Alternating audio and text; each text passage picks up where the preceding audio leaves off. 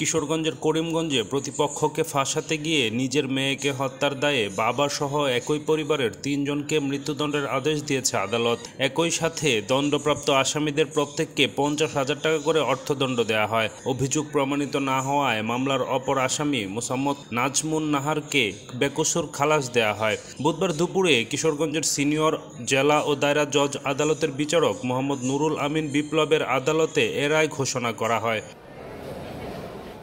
মৃত্যুদণ্ডপ্রাপ্ত আসামিরা হলেন করিমগঞ্জ উপজেলার কিরাটন ইউনিয়নের ভাটিয়া জহিরকুনা গ্রামের মৃত আব্দুল মুতালিবের ছেলে আনোয়ার ইসলাম আঙ্গুর, তার ভাই খুরশিদ মিয়া ও ভাতিজা সাদেক মিয়া।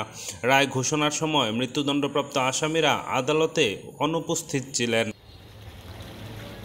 মামলার বিবরণে জানা যায়, আনোয়ারুল ইসলাম আঙ্গুরের সাথে জমি জমা নিয়ে একই এলাকার আবু বক্কর সিদ্দিক সহ কয়েকজনের সাথে বিরোধ ছিল। এই বিরোধের জেরে প্রতিপক্ষকে ফাঁসাতে ২০১৬ সালের ১০ আগস্ট আঙ্গুর ও তার ভাই ভাতিজা মিলে আঙ্গুরের মেয়ে মীরা আক্তার আসমাকে ছুরিকাঘাতে হত্যা করে লাশ বাড়ির পেছনে জঙ্গলে ফেলে রাখে। এ ঘটনার পরদিন আঙ্গুর বাদী হয়ে আবু বকর সহ ১৬ জনের নামে করিমগঞ্জ থানায় একটি হত্যা মামলা দায়ের করেন। কিন্তু তদন্তকালে পুলিশ হত্যার সাথে মীরার বাবা আনোয়ারুল ইসলাম আঙ্গুর সহ কয়েকজন স্বজন জড়িত থাকার প্রমাণ পায়।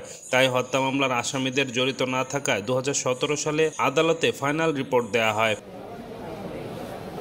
এ ঘটনায় ২০১৭ সালের ৩ সেপ্টেম্বর করিমগঞ্জ থানার এসআই অলোক কুমার দত্ত বাদী হয়ে নিহত মীরার বাবা আনোয়ারুল ইসলাম আঙ্গুর, তার ভাই খুরশিদ মিয়া, ভাতিজা সাদেক মিয়া ও আঙ্গুরের স্ত্রী মোসাম্মদ নাজমুন নাহারকে আসামি করে করিমগঞ্জ থানায় একটি হত্যা মামলা দায়ের করে। পুলিশ তদন্ত শেষে ২০১৮ সালের ৭ ফেব্রুয়ারি ৪ আসামির বিরুদ্ধে আদালতে অভিযোগপত্র দাখিল করে। আদালত দীর্ঘ শুনানি ও সাক্ষ্য প্রমাণ শেষে আজ বুধবার দুপুরে এ রায় ঘোষণা করেন।